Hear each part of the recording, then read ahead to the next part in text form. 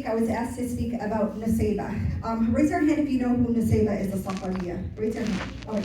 So I'll give you guys a very brief insight into her story. I like that you're smiling. I'll give you a very brief insight into her story. But Nusaiba, may Allah be pleased with her, was a Sahabiya. And her legacy, what was very powerful about her story, was during the Battle of Uhud. It was the Battle of Uhud, right? During the Battle of Uhud, which was a catastrophic loss for the Muslims, a very terrifying battle. There was a rumor that was spread that the Prophet ﷺ was killed in the battle. The Quraysh, while battling the Muslims, decided that one of the best ways to break the morale of the Muslims was to spread this rumor in the middle of the battlefield, to the extent that people of the caliber of Umar ibn Khattab actually dropped their swords and said, what are we fighting for anymore? If the Prophet is dead, what are we fighting for anymore? That's a whole other conversation we have as Muslims. Where do we put our efforts? But the thing about Nusaiba, this woman, is when she heard about harm possibly coming to the Prophet ﷺ, what did she do? She went out into the battlefield and she found the Prophet ﷺ. And on her way to go find him, you know what they told her? Nusaiba, your husband has been murdered. What did she say? May Allah have mercy on them. Where's the Prophet? Is the Prophet okay? After that, they came to her and they said, your son has been murdered. This woman lost her husband and her child and it was told 5 minutes away. What did she say? Where is the Prophet? Is he okay? She finds the Prophet and she defends him in battle. There's a reason why they asked me to speak about Nusaiba, because when you hear that, first of all, to the women here, what's the feeling you automatically get? Like, that's a boss chick, right? You're like, that's a warrior. You're proud of that, and you should, because she did something that some men might not have had the bravery to do, and she did something that was countercultural. Women were not fighting on the battlefield, and there's a reason. I don't know about you. Y'all want to join a military? Not me. Not me. Right? But she did something that was countercultural, and that's part of why I'm going to assume you guys had wanted me to speak about her, because it's cool to hear countercultural examples of a legacy. But I asked if I could speak about Khadija radiallahu anha, because I wanted to challenge the idea of what a legacy could look like, and I wanted to go for someone that had a different kind of legacy. The way I would describe Khadija's legacy is it wasn't up front in your face. She wasn't on the minbar giving speeches. She wasn't sitting teaching, several scholars. In fact, I would say that she had more of a shadow legacy. So who is Khadija radiallahu anha? Do me a favor. Raise your hand if you do not feel confident that if someone asks you, tell me about Khadija, if you don't feel confident that you could give a good summary about her life. Raise your hand if you don't feel confident. Be higher, because I want to get a sense of, okay, so it just helps me to know how much detail to go into. So let's start off by talking about Khadija's legacy before Islam and before she met the Prophet. If you don't know who Khadija is, she ends up being the first wife of the Prophet. When he was married to her, he was married to no other women. He had his children only by only by her, other than one exception who passed away. Prior to Islam, Khadija, may Allah be pleased with her, was known as Al-Tahira. Al-Tahira translates to the pure one. That was her reputation in Mecca. She was the pure one. She was known for her modesty. It's interesting to me today because nowadays, the way we kind of have conversations about the reputation of women, there are some women that would get offended at the idea that we label a woman or her reputation around her purity. Right? For some reason, at some point in time, this is largely influenced by liberalism, we decided to separate morality from reputation. And that's just not how it works in Islam. That's what she was known as. She was also known for her nobility. She came from a very noble family. And in addition to that, she ran a very successful trading business. Now, there's something interesting we know about Khadija. She was actually widowed twice. So she was married, her first husband died. She was married again, her second husband died. And she basically stayed unmarried until she met the Prophet. But she was getting proposals left and right. She was someone who was highly sought after, and some of the most well-known noblemen of Mecca were coming to ask for her hand. So these are the kinds of things that she was known for. She was also known as Emirat Quraysh, the princess of Quraysh. What did you guys like that kind of nickname, the prince or princess of whatever area you're from? But that was her reputation. She was known for her honesty. She was known for how trustworthy she was. She was known for how selfless she was. She was known for how much she cared about her community and her family. What does that sound like to you?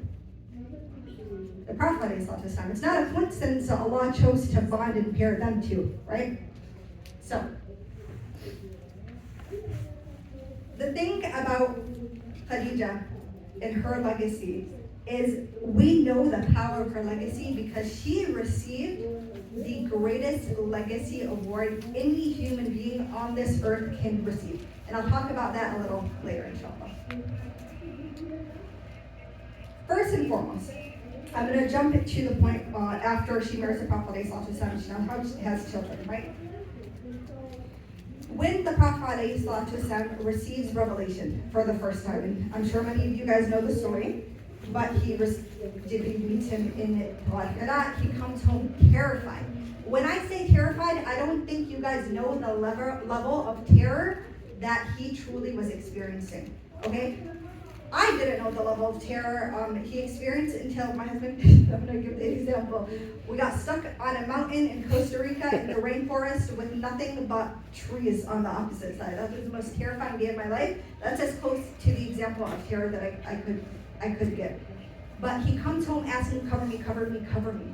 You ever been so scared or so nervous or so anxious, all you just want is to like bundle a bunch of blankets? And what does she say to him in that instance, right? He says, I think I'm going crazy. Like, at that point, like, I think I've lost my mind. I think I'm seeing things that are not there. I think jinn are there are jinn involved. And she says, do not worry. For by him who has dominion over Khadijah's soul, I hope that you are a prophet of this nation. Allah would never humiliate you, for you are good to your relatives. You are true to your word, you help those who are in need, you support the weak, you feed the guests, and you answer the call of those who are in distress. Everyone take notes. This is how you support someone going through a hard time. You remind them of who they are, you highlight their good characteristics. The first aspect of her legacy was her capacity to be the pillar that the Prophet ﷺ needed when he needed someone the most. At the point where he literally thought he was losing her mind, she reminded him who he was. And because she does that, and continues to do it throughout prophethood, we don't always have a lot of information about what happened, just because even prior to Islam, the Prophet spent so much time with his family. We don't have a lot of narrations about what happened outside of his family sharing it with his immediate Ahlul Bayt, so his wife and children sharing it with us. But that's her legacy. She becomes the primary support person for the Prophet ﷺ during the hardest time in his life. Legacy number 2 is something we don't even realize. We don't think about it very often when we think about her. Someone tell me, just shout it out, or all of you guys shout it out. Who are the top 4 women in Islam? Someone said Asiya, Maryam, Khadija, Fatima. Fatima is Khadija's daughter. Okay, out of the billions and billions and billions of people who have walked this earth, 2 out of the 4 women who Allah subhanahu wa ta'ala tells us about, one is the mother, one is the daughter.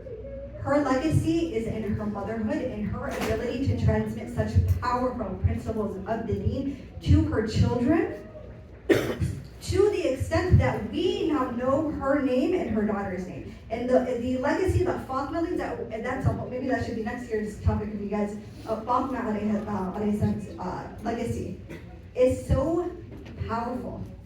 But that was her legacy. But we don't talk about it. We don't talk about when we think legacy, we want Nusaiba. We don't want to hear about you want to tell me about a mom.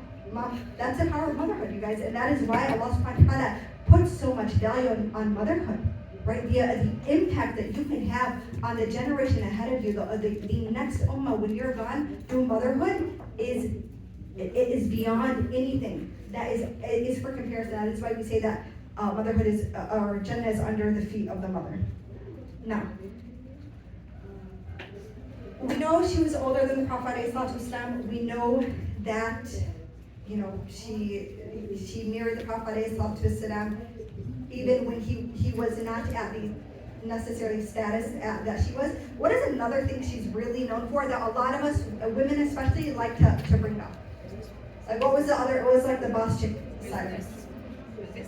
She's a businesswoman. She was a businesswoman, right? So she ran her own business. As someone who runs a business, I have a much higher appreciation for the level of analysis and skill that you have to be able to run a business at the level that she ran.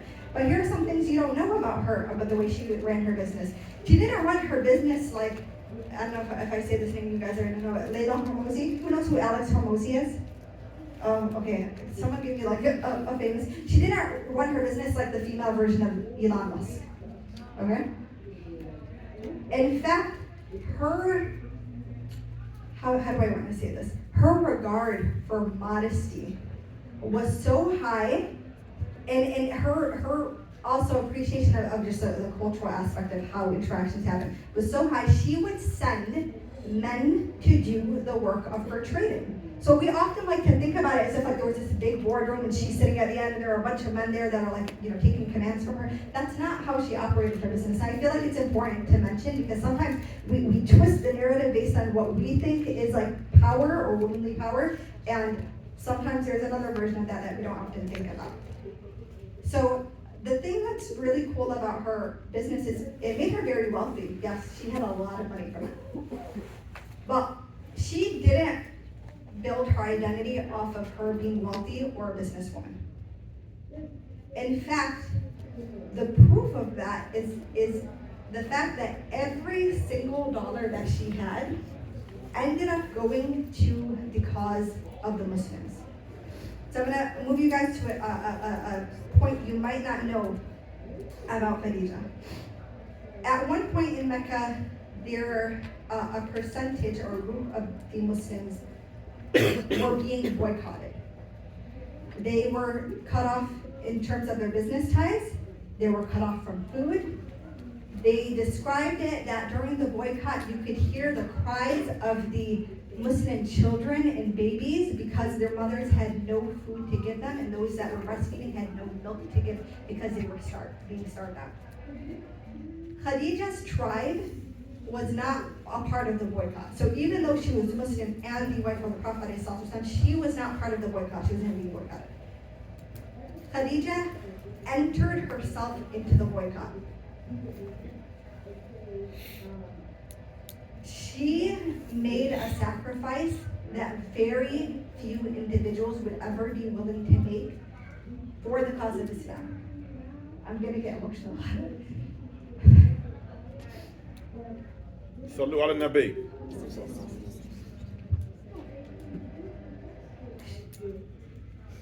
She spent every last dollar trying to get food for Muslims who were being starved. And I mentioned earlier that she was given a legacy award by one that we would only hope to be able to receive. And I'm just going to pull up the hadith that references it. During the boycott, the Prophet ﷺ was visited by Jibreel ﷺ, the angel. And Jibreel said, "O Messenger of Allah, Khadija is just coming with a bowl of soup or food or drink for you. When she comes to you, give her greetings of peace from her Lord and from me, and give her good news of a palace of jewels in the garden, when there will be neither any noise nor any tiredness." And she comes holding the food just as Jibreel predicted would happen. And he tells her, Allah gives you his salam. And Jibreel gives you his salam, and he guarantees you a place in paradise. That's the legacy award. We can name a certain number of Sahaba who were promised Jannah. How many can we name who were promised Jannah and received the salam of Allah? If I came up to you and I work for Beyonce, okay? And I said, hey, we took a picture together, I posted it on Instagram. Beyonce actually said she loved your outfit. You guys would head over heels, ready to be like, wow, Beyonce, I don't need it. Allah said to her, Allah said, give her my salam. That's legacy. That's power. One thing people don't also know is that the Prophet, I should say, some scholars say that was actually an indication that her end was coming soon. That was almost Allah subhanahu wa ta'ala letting the Prophet know this is her resting place, is in Jannah, and her death is coming soon. And she did die shortly after that. Khadija showed us, for men and women, characteristics of wisdom. The way she operated in times of stress and difficulty required a lot of wisdom. Discernment, her ability to tell, is this what we should do? Is this what we should not do? The fact that when the Prophet ﷺ came to her in the beginning of Prophet was freaked out and terrified and stressed. And the first thing she said, my husband and I were actually talking about it in the car. The first thing she said was, "Let's go to my cousin." Her cousin was was he a Christian monk? He's a Christian. He knew about prophethood, and she brought him, the Prophet ﷺ, to him. And Waraqa ibn Nawfal was his name. He actually affirmed that, yes, this is prophethood. You have the seal of prophethood, and you are basically going to go through really hard times, and your people are going to drive you out. Can you imagine being the Prophet ﷺ in that situation, known as the trustworthy, the most honest, and you build this reputation only to be told that your people are going to turn on you and they're going to try to kill you, and when they can't succeed in killing you because of Allah's protection, they're going to drive you out. Can you imagine that? But she knew he needed to hear that, and he needed to know what was coming for, because she was the one who dropped it. We don't give Khadija the credit that she deserves for the amount of influence that she had. One thing that some of you guys might not know about the nature of good deeds in our religion is when we lead someone to a good deed, we are rewarded for it just like they are rewarded for it. Likewise, when you lead someone to sin, when they sin because of it, you get their sins as well. So social media use, guys, be very mindful of it. I think some of us don't realize when you're doing something that makes something simple look okay, you are going to get the hasaf, or you are going to be held accountable for it. Can you imagine how much reward Khadija receives because of her support of the Prophet Islam? The effort that she put in that allowed for Islam to disseminate across the world, that allowed the Prophet Islam to fulfill his duty as a messenger. When the Prophet Islam says, "You got to testify, have I fulfilled the duty of the messenger? Have I spread the message?" His ability to testify to doing that is because of this woman's support in the beginning. And he says it. You know, what does he say about her? There's a funny little story now. My 20 minutes are almost up, so I'll end it with this. But Aisha, she had a little, she was a little fireball sometimes. She would get a little jealous. And one day she crossed the line that she realized very shortly after she should never have crossed. And we appreciate the fact that she's the one that actually delivers the story to us. That takes some guts. Because I know when I mess up, I don't want to be the one telling the story of how I messed up. And so she actually says she tries to make a claim after getting jealous and constantly hearing about Khadija. And when Khadija's sister would come over, the Prophet ﷺ would get so excited because she sounded like Khadija. And she said something along the lines of, why are you so hung up on this toothless woman, i.e. like she was an old woman, when you met her, and Allah has given you someone better. So she's like, she thought she did something there. And Allah looked at her, the Prophet ﷺ looked at her and said, "By Allah, I have not been given better." By Allah, I have not been given better. And he says she believed in me when no one else did. She accepted Islam when people rejected me. Remember, she's, according to many scholars, the first Muslim. And she helped and comforted me when there was no one else to lend me a helping hand. He says another thing which is so beautiful. He says, I was nurtured by her love. I was nourished by her love. Like, her love was my rizq. And it's something you don't really get until sometimes, until you get married in terms of that specific relationship. But the way he described it, my sustenance, the way Allah gave me permission to sustain me was through her. And when they would ask him about her, he would go, Canada. Like, she was and she was. Like, I can't describe to you what this woman was to me. That's her legacy, right? Like, even after her death, like years after her death, he's still remembering the impact he has. Her memory carried him through hard times.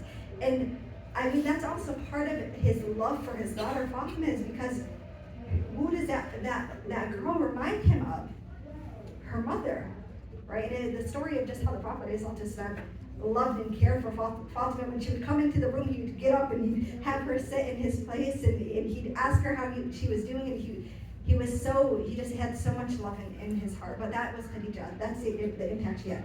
She turned the heart of the Prophet on its side because of how incredible she was. That is who we should strive to be towards, and not think that just because, if we're seeking examples of our deen, that because someone has a big mouth, not a big mouth in a bad way, but because they're able to speak on stages, or because they have impact that people recognize highly, that makes them impactful or having a legacy. That wasn't the case with Khadija. But look, we're here 1,400 years later talking about her.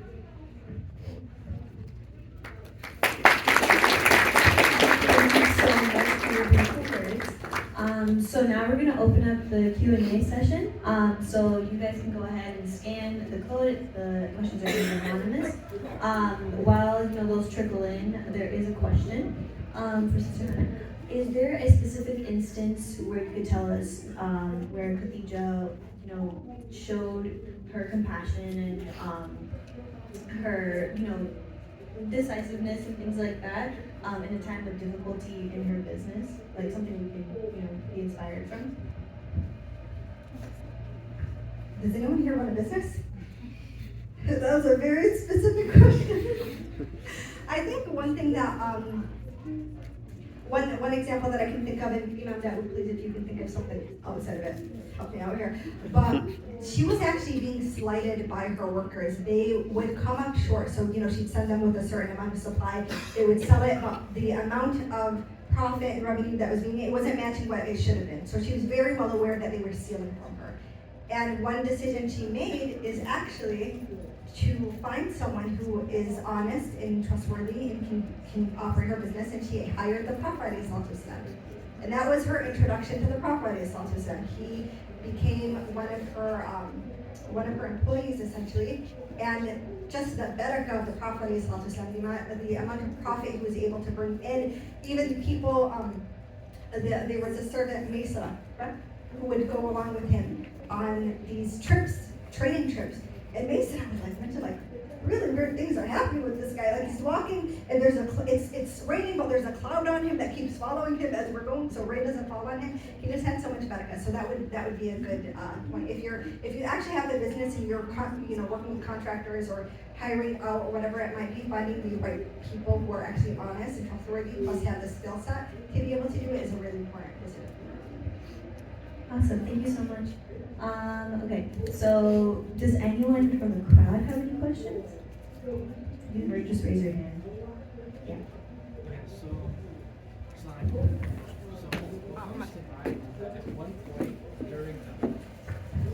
Sorry. So what comes to mind is that one point during the life of the Prophet, Khadija was taken away from him. What I wanted to ask is, what's the growth and the wisdom behind that brought out of the Prophet?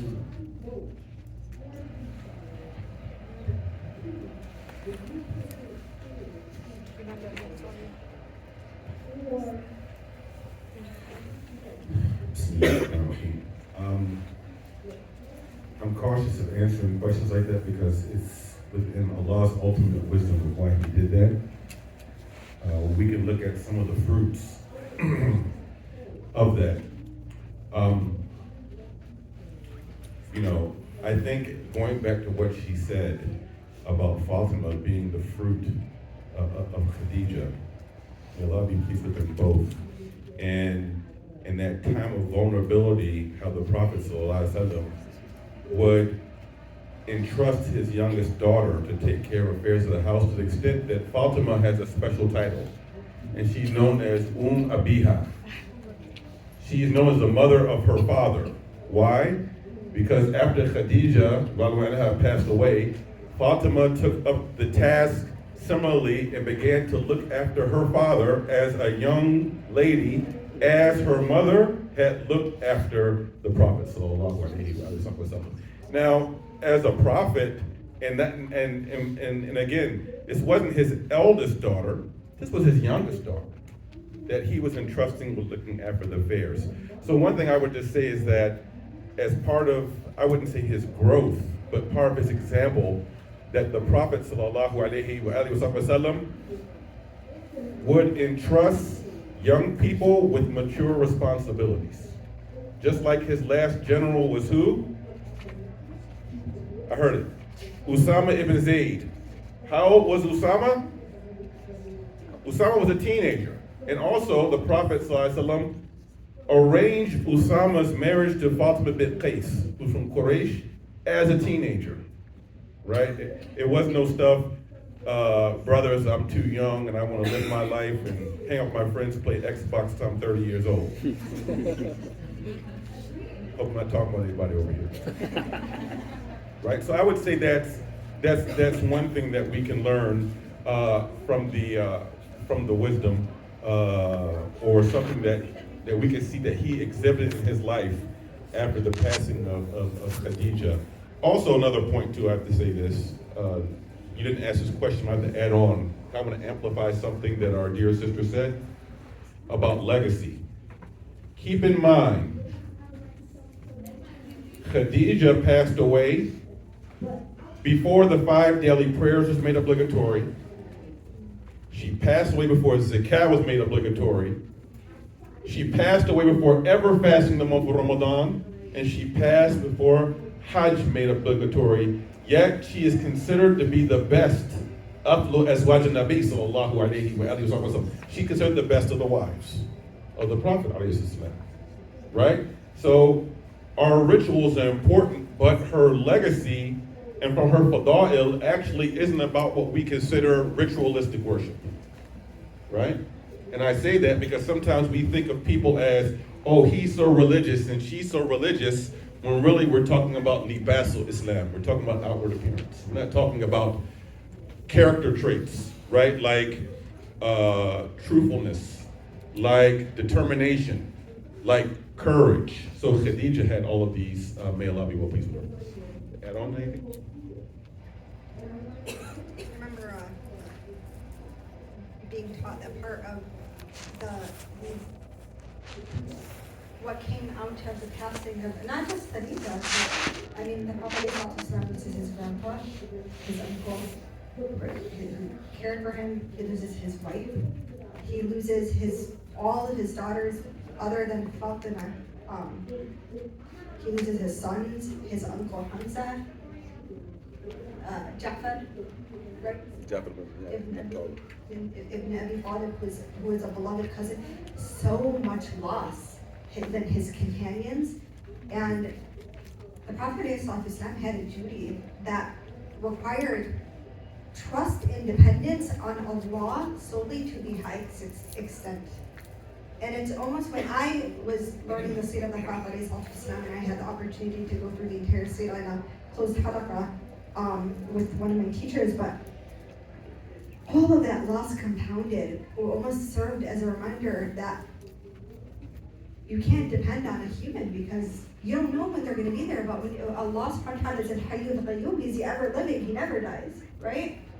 That was I'm not answering your question because I'm not trying to also stay on the same line as Imam Dawood, but something to remind us that sometimes those losses they're not a punishment, but they're a reminder to us that ultimately, as much as we love people, Allah subhanahu wa ta'ala is the one and only who will sustain us from our life to death to life again.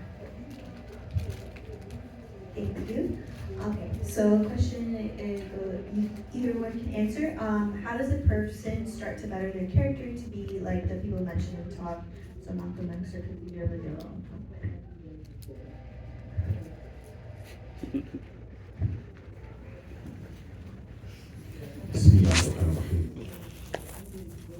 So,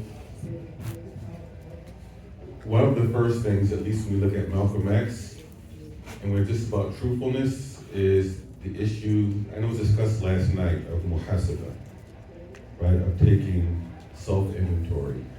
And what made Malcolm so great is that he was able to look at his weaknesses, and the first step towards making positive change is to recognize that you actually have problems, that there's something that needs to be changed, right? And in our spiritual growth, we have a term, we have like basically 3 stages. There's tahliya, is number 1, wa tahliya, wa tajliya. There's 3 stages, right? The first stage is to empty out negative personality traits that we work on. And we learn these from 2 things. Firstly, by taking self-inventory. Second is having a spiritual mentor. The Prophet ﷺ said, El Muslim mir'atul Muslim. The Muslim is a mirror to the other Muslim. So sometimes we can't see how we're behaving and how we're showing up. But someone else can see it, just like I can't see my hair and how to brush it or how many more gray hairs I'm getting in my beard every day, right? Unless I actually have a mirror. Otherwise, I might walk around and think all of my beard's still black, right? Likewise, a spiritual mentor serves that same purpose, that sometimes when we're close, that they can see certain things in our behaviors or certain things about us that they point out when they see how we are showing up in the world, right? So we have to empty these traits out to then bring in new traits. I was also taught this by one of my teachers from West Africa, is that let's say someone's thirsty and you have some clean water, but you have a vessel that was used to basically empty a toilet that has like urine and fecal matter, and you don't wash that, and then you pour in some clean water and give it to someone to drink. It's probably going to make them sick, right? So this deen, right? The knowledge of this deen is like that pure, clean water, right? So we have to work on cleaning up this inside so that when we can manifest these positive traits, right? So it's something kind of similar. One of the other points I'll say is this, and this relates to Malcolm as well. I mentioned his short time at Azhar, and also that he had a sheikh that was from Sudan, right? So he had a murabbi, he had a spiritual mentor, or a murshid is what we can use this other term, right? This is just something in general. So the Khadija had the best of the spiritual guides, Al Habib Mustafa Muhammad sallallahu alaihi wasallam, right? Her husband, her beloved, right?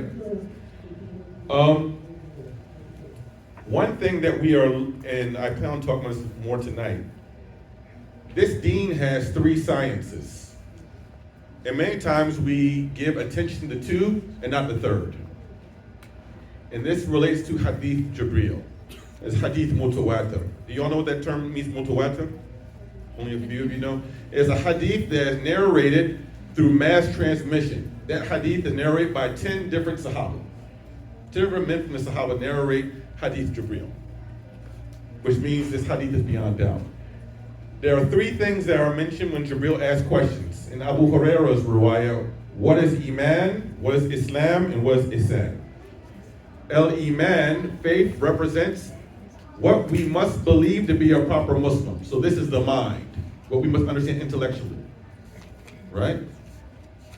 Islam is talking about the 5 pillars. This relates to ahkam, the rulings that we have in our outward worship of using our bodies. So first is mind, the second is body. The third is ihsan, spiritual beauty. Worshipping Allah as if you can see Allah. But if you can't see Allah, know that Allah sees you. This is the science of tazkiyah, or spiritual purification. So Islam is mind, body, soul. So we spend a lot of time we spend a little bit of time on mind, a little more time on body, because we make everything haram sometimes, even when stuff is makruh, mubah, or sometimes we make things lawful that could be makruh under circumstances, even haram under certain circumstances. Like I talked about last night about Muslim brothers marrying kitabi women in America, right? Or, and then we spend little time on tazkiyah, right? On spiritual, or some would use a word, that nasty word called tasawwuf, right? We spend little time on that, right? So this is the type of tarbiyah that Malcolm X went through. When he left the Nation of Islam, he got proper aqidah. He was learning fiqh according to the Shafi'i madhab, and he was involved with a spiritual guide that was helping him in entering and emptying out to beautify himself, to manifest more beautiful character traits. Because Malcolm was known to be a beautiful man anyway. He was a very upright man, very honest, very trustworthy man. He kept his word, right? So these are the things, if we want to be men like Malcolm, right? These are the three aspects that we have to work on. By Allah, I'm not saying this as I perfected this, and I'm Muslim. I might be the biggest sinner in this room, right? But I understand I have to work on myself, right? And I'm Muslim. Wallahu a'lam. Can you repeat the question, please? I talked too long. She got the question. How does a person start to better their character? Okay. 2 plugs here first. For the ladies, this is actually something I'm going to be talking about in the youth halaqa, or the secret YN session. And she's like, yeah, plug it in. And I'll have you like announce the details of it and where we're going to be. Omar Farah is going to be doing it for the guys, so I'm not sure if something along the lines of what you're going to be speaking out also has to do with character development. That's one. 2, I have a self-improvement brand. My company is a coaching company and a content creation company. I have this God-conscious self-improvement brand. If you look up my name on TikTok, Instagram, YouTube, you'll find my accounts and channels. I have content on that, if you're interested. Okay?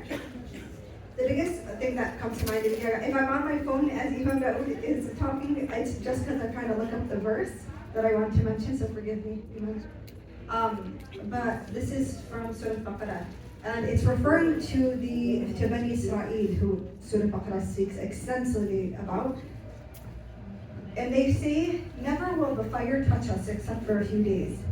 Say, have you taken a covenant with Allah? For Allah will never break his covenant. Or do you say about Allah that which you do not know? To this question, I say the biggest point of character development is remembering you don't have a covenant with Allah. Did anyone like phone call Jibreel alayhi salam and be like, hey, let's cut a deal, like I'm gonna live this way for a little bit, but like just let me know when I'm getting close to death and I'll rectify and I'll be a better Muslim? Did anyone do that? None of us do that. Part of the lot we draw in our life is that we don't know when it's going to end. But part of the justice of Allah subhanahu wa ta'ala, He gives each and every single one of us enough time to be able to turn back to Him, so that our end is a beautiful one. We ask for Allah. This is one of the du'as we're encouraged to make, to ask Allah for a beautiful ending. So I say that one to make sure that you don't give yourself a pass. Because none of us got a deal from Allah subhanahu wa ta'ala that says the rules change for us, right? That our salah, that we're allowed to be lazy with our salah or not pray at all, right? Nobody got that pass, that we're allowed to curse or watch certain things and da. If we make a genuine mistake, we make tawbah, we ask Allah for forgiveness, we hate that sin in our heart and what it does to us, and we make an effort to change it, right? But we don't sit there saying, like, it's fine, I hear this a lot, for example, like, I'll put on hijab when I'm 40, 50, who guarantee you 40 and 50? I don't know about y'all, but I don't know when, it could be the very next day for any one of us, and we never know. So hold yourself accountable, don't give yourself a pass. That's number one. Number two, make dua.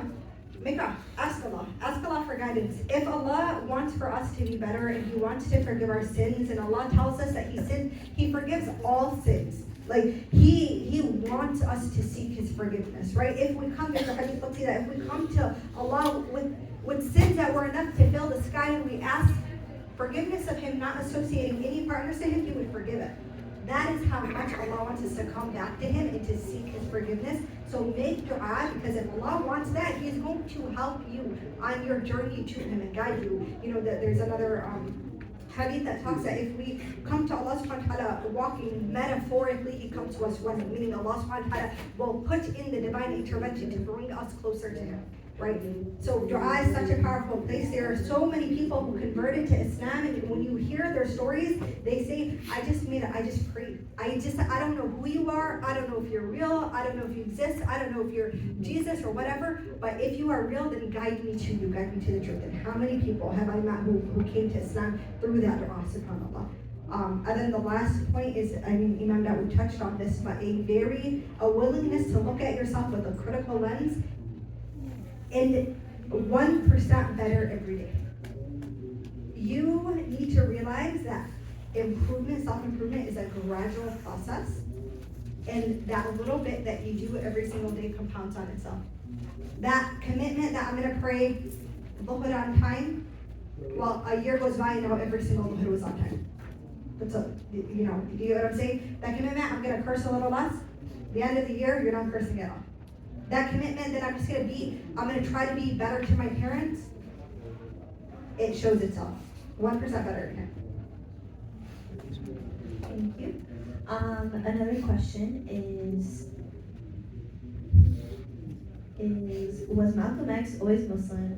Did he convert? And if so, when did he convert and what the story is? Who asked that question must have came in late. Repeat the whole I talked about that already. He was born into a Christian family. He became a member of the Nation of Islam in the early 1950s. He became a Sunni in 1964, and he was martyred on February 21st, 1965. So he was only what we consider to be on Islam proper, or traditional Islam, for about a year. But look how much barakah Allah subhanahu wa ta'ala put in his time, right? He spoke at the conference of the Organization of African Unity of all these countries that got their independence from colonialism. He was the only person who spoke there and had a seat who was not a president of a country. He was a guest of Gamal Abdel Nasser, the president of Egypt. He made Hajj. He was a guest of the king of Saudi Arabia. He went to Gaza and met with PLO. He met with the brothers in Lebanon and Syria. When I say brothers, I mean Ikhwan. He met with the brothers. And he did 3-month intensive at Jamal Azhar. Right? He did all of that. Plus, dealing with constant death threats, having his house firebombed. He almost died in Egypt from poisoning. He was being followed by the CIA. He almost died. He almost achieved martyrdom. I don't say died, excuse me. He almost achieved martyrdom in Cairo. He was poisoned. Right? So he was even being followed to the Hajj.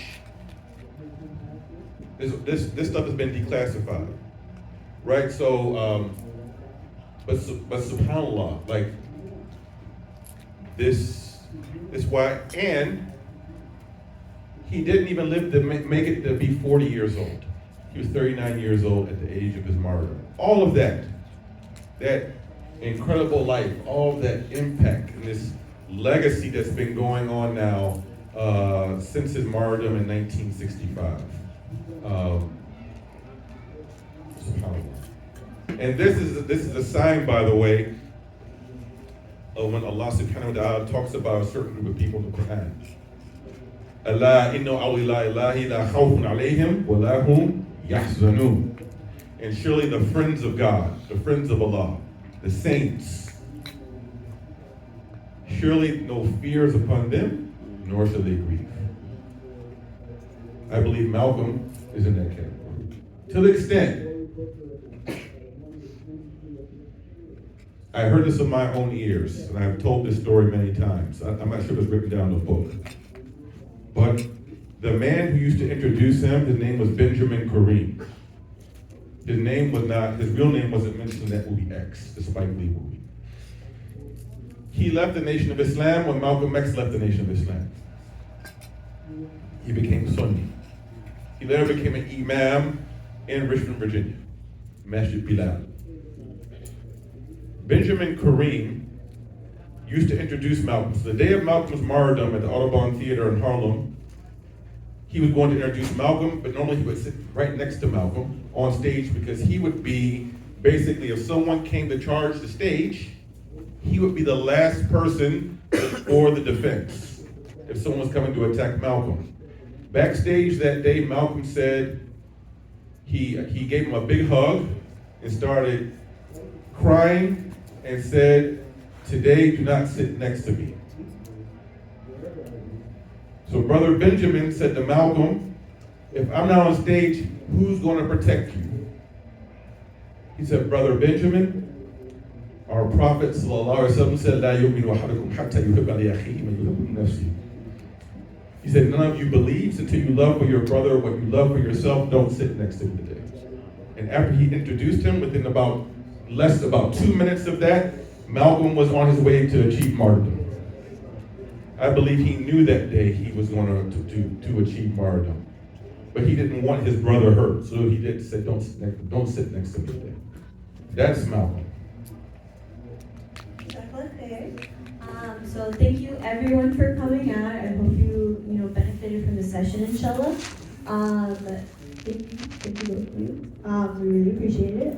So just a reminder that YM is going to have a secret session and pizza party at 6:45, inshallah. Sister Hana will be speaking with the sisters in the volunteer room. It's right next to babysitting. And the brothers, Brother Umar will be speaking, and it will be outside in the prayer area. Yeah.